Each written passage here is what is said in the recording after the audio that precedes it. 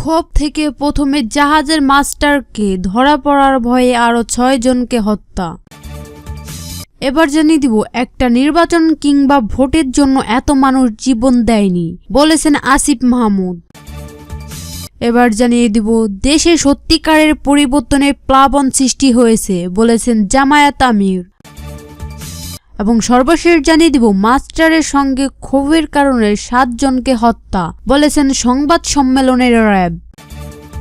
এতক্ষণ শুনছিলেন সংবাদ শিরোনাম, এখন শুনবেন বিস্তারিত। ক্ষোভ থেকে প্রথমে জাহাজের মাস্টারকে ধরা পড়ার ভয়ে আরো 6 জনকে হত্যা। চাঁদপুরের হাইমচরে জাহাজের 7 খুনের ঘটনায় গ্রেপ্তার আকাশ মণ্ডল ওরফে ইমরান ক্ষোভ থেকে জাহাজের মাস্টারকে হত্যা করেন। পরে ধরা পড়ার ভয়ে অন্যদের হত্যার পরিকল্পনা করেন। তিনি একাই এ ঘটনার সঙ্গে যুক্ত। তাকে গ্রেপ্তারের পর আজ বুধবার দুপুরে এক সাংবাদিক ব্রিফিংয়ে র্যাবের পক্ষ থেকে সব তথ্য জানানো হয়। আজ দুপুর 12টার দিকে কুমিল্লা নগরের শাকতলা এলাকায় র্যাব 11 এর সিপিসি 2 কুমিল্লার কার্যালয়ের সংবাদ ব্রিফিং হয়। সেখানে সব তথ্য জানান র্যাব 11 এর উপর অধিনায়ক মেজর মোহাম্মদ সাকিব হোসেন। র্যাবের ভাষ্য, নিয়মিত বেতন ও ভাতা ও কিছু না পাওয়ার জেরে এমভিআল বাখেরা জাহাজের মাস্টারের প্রতি ক্ষিপ্ত ছিলেন আকাশ।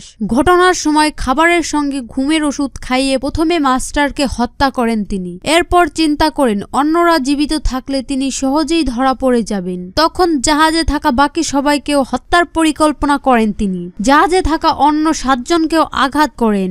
এর মধ্যে 1 জন বেঁচে যান। একটা নির্বাচন কিংবা ভোটের জন্য এত মানুষ জীবন দেয়নি বলেছেন আসিফ মাহমুদ। শুধু একটা নির্বাচন কিংবা ভোটের জন্য এত মানুষ জীবন দেয়নি বলে মন্তব্য করেছেন অন্তর্বর্তী সরকারের যুব ও ক্রীড়া এবং স্থানীয় সরকার, পল্লী উন্নয়ন ও সমবায় মন্ত্রণালয়ের উপদেষ্টা আসিফ মাহমুদ সজীব ভুইয়া। আজ বুধবার সকালে ঠাকুরগাঁওয়ের বালিয়ারাঙ্গি উপজেলা পরিষদ হলরুমে অসহায় ও দুস্থ মানুষের মধ্যে শীতবস্ত্র বিতরণ শেষে সাংবাদিকদের এই প্রশ্নের জবাবে তিনি কথা বলেন। উপদেষ্টা আসিফ মাহমুদ সজীব ভুইয়া বলেন, এই গণ অভ্যুত্থানের যে এক দফা ছিল তা হলো স্বৈরাচারী শেখ হাসিনার পতন ও ফ্যাসিবাদী ব্যবস্থার বিলোপ। ফ্যাসিবাদী ব্যবস্থার বিলোপ বলতে আমরা স্পষ্টভাবে বুঝি বাংলাদেশের প্রতিষ্ঠানগুলোকে ফ্যাসিজমের মধ্য দিয়ে নিয়ে যাওয়া হয়েছে। সব প্রতিষ্ঠানকে ধ্বংস অবস্থায় রেখে যাওয়া হয়েছে। আর্থিক প্রতিষ্ঠানগুলোকে ধ্বংস করা হয়েছে। সেই জায়গা থেকে এক দফা বাস্তবায়নের জায়গা থেকে আমরা মনে করি সংস্কারের কার্যক্রম অত্যন্ত গুরুত্বপূর্ণ। শুধু একটা নির্বাচন কিংবা ভোটের জন্য এত মানুষ জীবন দেয়নি। আমরা ধারণা করছি 200 মানুষ শহীদ ও 20,000-এর বেশি আহত। শহীদ পরিবার ও আহত ব্যক্তিরা ও সংস্কারের কথা মন্তব্য করে আসিফ মাহমুদ বলেন, এ সরকারের ক্লিয়ার ম্যান্ডেট হচ্ছে আমরা সংস্কার কার্যক্রমগুলো করব।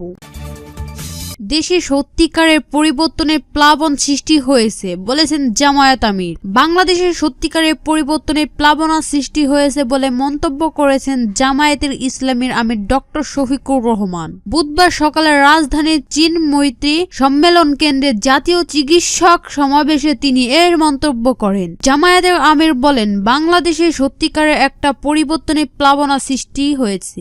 এই পরিবর্তন ধরে রাখতে সবাইকে ঐক্যবদ্ধ হয়ে কাজ করতে হবে। দেশকে এগিয়ে নিতে দেশের অভ্যন্তরীণ সব বৈষম্য দূর করতে হবে। বৈষম্য দূর হলে দেশ এগিয়ে যাবে। আদর্শ সমাজ গঠনের ডাক্তারদের এগিয়ে আসার আহ্বান জানিয়েছে শফিকুর রহমান। বলেন, ডাক্তাররা চাইলেই একটা মানবিক দেশ গড়তে পারেন। মানবিক রাষ্ট্র গড়তে চিকিৎসা হতে পারে উদাহরণ। তাই চিকিৎসকদের উন্নত গবেষণার জন্য মনোযোগী হওয়ার পরামর্শ দেন ডক্টর শফিকুর রহমান। মাস্টারের সঙ্গে ক্ষোভের কারণ 7 জনকে হত্যা বলেছেন সংবাদ সম্মেলনের র্যাব। চাঁদপুরে হাইমচরের মাঝির চরে মেঘনা নদীতে সার বহনকারী এমভিআল বাখেরা জাহাজে 7 জন খুনের ঘটনায় জড়িত সন্দেহ আকাশ মণ্ডল ওরফে ইরফান নামের একজনকে গ্রেপ্তার করেছে র্যাব। বুধবার এক প্রেস ব্রিফিং এ বিষয়টি জানিয়েছে র্যাব 11 কুমিল্লার উপ অধিনায়ক মেজর সাকিব হোসেন। ইরফানকে বাগেরহাটের চিতলমারি এলাকা থেকে গ্রেপ্তার করে র্যাব 11 এর সদস্যরা। ইরফান বাগেরহাটের ফকিরহাট এলাকার জগদীশ মণ্ডলের ছেলে। এ সময় তার কাছ থেকে একটি ব্যাগ ঘুমের ওষুধের খালি পাতা, খুন হওয়া ব্যক্তিদের ব্যবহৃত 5টি মোবাইল ফোন সহ 60টি মোবাইল ফোন সহ রক্ত মাখানো একটি জিন্স প্যান্ট উদ্ধার করা হয়। সংবাদ সম্মেলনে র্যাব কর্মকর্তা মেজর সাকিব হোসেন জানান, দীর্ঘদিন ধরে বেতন ও ভাতা না পাওয়ার এ দুর্ব্যবহারের ক্ষোভ থেকে আকাশ মণ্ডল ওরফ ইরফান জাহাজের মাস্টার গোলাম কিবরিয়া সহ সবাইকে হত্যা করেন।